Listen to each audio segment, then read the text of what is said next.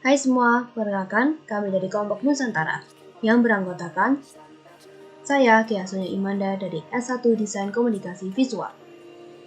Ahmad Fauzi dari S1 Desain Komunikasi Visual. Saya Nang Dewa Sanjaya dari Prodi Desain Komunikasi Visual. Fauzan Elang Maulana dari S1 Desain Komunikasi Visual. Apa itu SDGs? SDGs merupakan suatu rencana aksi global yang disepakati oleh para pemimpin dunia termasuk Indonesia, guna mengakhiri kemiskinan, mengurangi kesenjangan, dan melindungi lingkungan.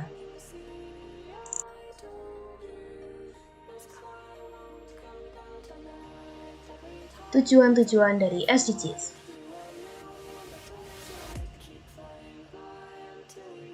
SDGs berisi 17 tujuan dan 169 target yang diharapkan dapat dicapai pada tahun 2030.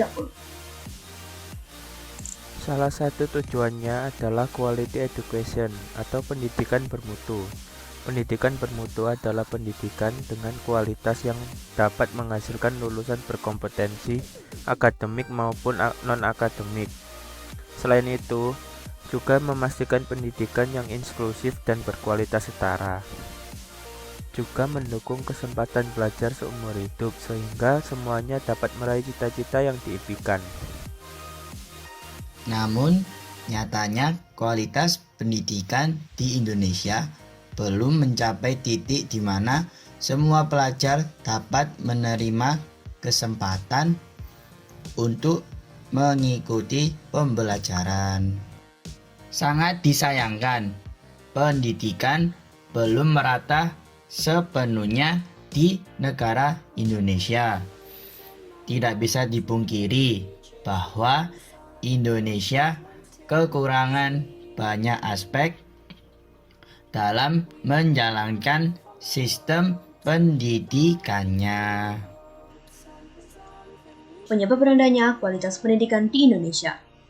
Rendahnya kualitas pendidikan di Indonesia disebabkan oleh beberapa faktor, yaitu pendidikan yang tidak merata, biaya pendidikan yang mahal, jumlah pengajar yang sedikit di daerah terpencil dan guru yang kurang terampil, serta fasilitas yang kurang memadai dan bahan belajar yang kurang.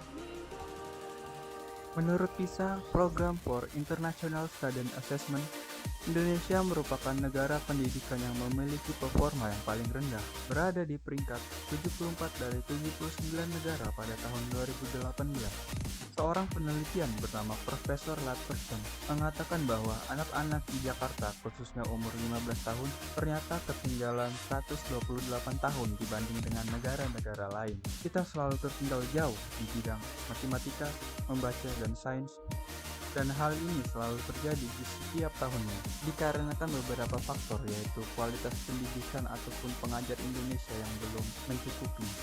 Nah, apa saja sih solusi-solusi yang kemungkinan dapat dilakukan? Menurut kami, solusi yang pertama adalah menyediakan bantuan buku pelajaran dasar untuk mengurangi biaya sekolah yang berasal dari pemerintah. Dan komputer yang berisikan dengan aplikasi simulator-simulator guna memberi pengalaman praktek yang bahan dan alatnya susah dicari. Adanya simulator ini berguna untuk menyeimbangkan pelajaran yang diterima oleh murid sehingga murid tidak selalu menerima teori saja. Yang kedua, memberikan pelatihan berkala dan mengevaluasi guru secara berkala serta mencari atau membuka pekerjaan sukarela sebagai guru tambahan volunteer. Juga bisa bekerja sama dengan universitas-universitas sehingga mahasiswa atau alumninya dapat magang atau bekerja membantu sebagai pengalaman. Selain itu, pemerintah dapat memulai meratakan pendidikan dengan pemenuhan hal dasar seperti SDM guru, tempat belajar yang memadai, dan juga media pembelajaran dasar. Jadi, inilah solusi-solusi yang dapat kami berikan untuk mengantisipasi permasalahan pendidikan di Indonesia. Kami harap solusi-solusi ini dapat dipertimbangkan dan diterapkan pemerintah di kemudian hari. Terima kasih.